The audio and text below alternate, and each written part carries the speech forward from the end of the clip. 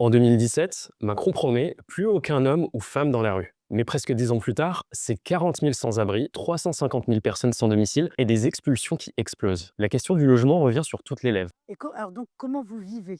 Mais je vais recentrer encore plus la question et parler des logements sociaux. On a une idée de ce que c'est, mais concrètement, comment ça fonctionne et surtout pourquoi c'est devenu aussi dur pour les personnes les plus précaires d'obtenir un logement. Allez, je te pose les bases. Déjà, quand on dit logement social ou HLM, on parle de la même chose. Pour y avoir droit, les conditions de base, c'est être français ou avoir un titre de séjour valide et ne pas dépasser un plafond de revenus qui change tous les ans ou selon là où tu veux vivre. Ensuite, c'est une commission d'attribution qui décide qui obtient quoi. Dedans, tu as le bailleur social, des élus locaux dont le maire et parfois des associations. Ils regardent tes revenus, ta situation familiale, ton logement actuel et si tu es en situation prioritaire. Sur le papier, ça a l'air grave simple, mais dans les faits, c'est 1 an et demi d'attente en moyenne en France. À Marseille, plus de 5 ans et en Île-de-France, 3 ans et demi. Et le pire, c'est que la situation s'aggrave. On a 2,8 millions de demandes de logement en 2025 pour seulement 71 300 logements neufs. Ajoute à ça que les gens qui ont un logement social bougent très peu et tu as une crise qui se creuse encore plus. Mais du coup, pourquoi est-ce qu'on construit si peu? Première raison, la loi SRU, Solidarité et Renouvellement Urbain, et qui oblige les communes à 25% minimum de logements sociaux. Sauf que des centaines de villes font un choix volontaire de payer des amendes plutôt que de construire. Deuxième raison, le foncier coûte de plus en plus cher, surtout dans les grandes villes. Et résultat, même les bailleurs sociaux